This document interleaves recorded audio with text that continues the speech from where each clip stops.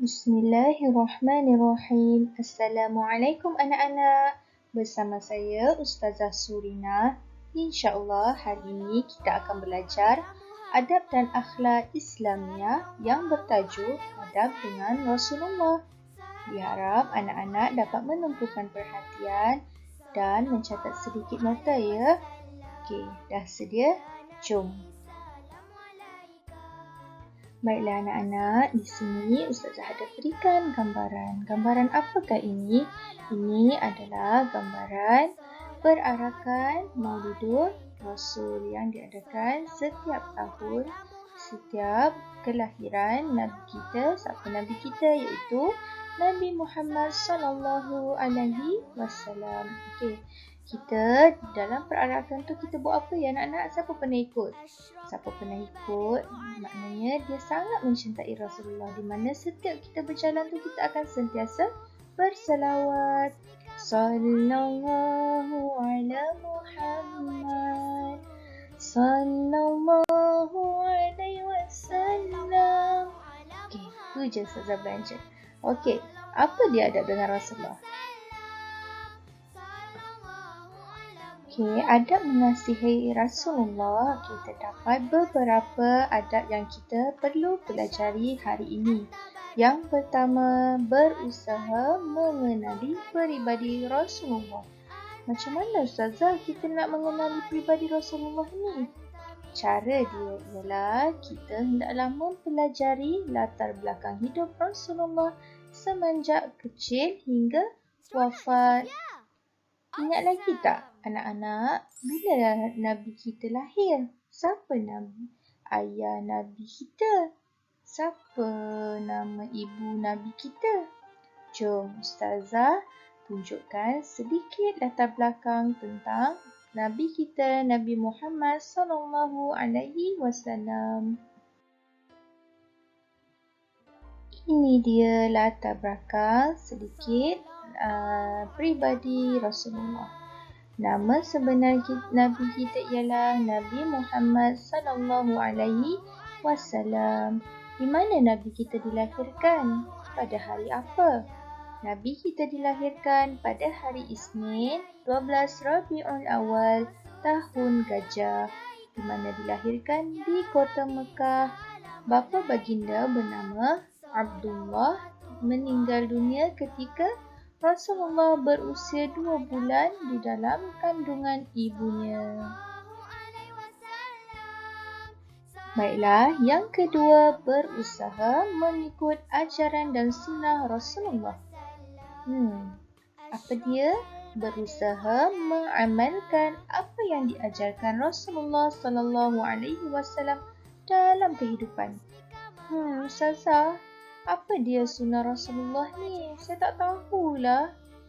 Ada banyak sunnah yang kita pelajari dan kita kena ikut dalam kehidupan seharian kita. Dan ianya adalah sangat mudah dan sangat ringan. Dan ganjaran dia kita akan dapat pahala kalau kita buat. Jom Ustazah tunjukkan apa dia sunnah-sunnah yang boleh kita amalkan dalam kehidupan seharian. Baiklah anak-anak, ini adalah beberapa sunnah yang boleh kita amalkan dalam kehidupan seharian insya-Allah. Yang pertama, istighfar pada setiap masa. Macam mana kita nak istighfar? Astaghfirullahalazim, astaghfirullahalazim, astaghfirullahalazim. Kenapa kita kena istighfar Ustazah? Kenapa kita kena istighfar? Kerana bila kita dah biasa, mulut dan lisan kita dah biasa dengan mengingati Allah, insya-Allah kita tidak akan bergelumang dengan dosa. Seterusnya, solat berjemaah di masjid. Ustazah, ini kan PKP. Mana boleh solat pergi masjid? Kami tak boleh pergi masjid. Solat berjemaah ni bukan kat masjid tau anak-anak. Tak semestinya kita kena berjemaah di masjid. Dekat rumah pun boleh. Dengan siapa kita berjemaah? Dengan ayah ibu, umi abi, kakak, abang, adik-adik yang lain. Okey, jangan tinggal solat tau. Seterusnya solat duha, jaga wuduk, sedekah. Sedekah? Saza, saya ni kecil lagi. Saya mana ada duit nak bagi orang, nak sedekah. Sedekah ni bukan RM1 ya anak-anak. Bukan RM1 sahaja kita boleh sedekah. Senyuman awak yang manis tu pun kita boleh sedekah. Kalau kita muka masam je, murung je, dah tak dapat pahala. Kita senyum ni pun kita bersedekah dan kita dapat pahala. Itu sunnah tau. Kemudian membaca Al-Quran. Saza, saya kan baru darjah 2, saya masih Iqra. Saya tak pandai baca. Iqra pun ada kalimah Allah. Setiap kalimah yang awak baca tu, awak dapat pahala. InsyaAllah, teruskan, awak pasti boleh. Solat tahajud.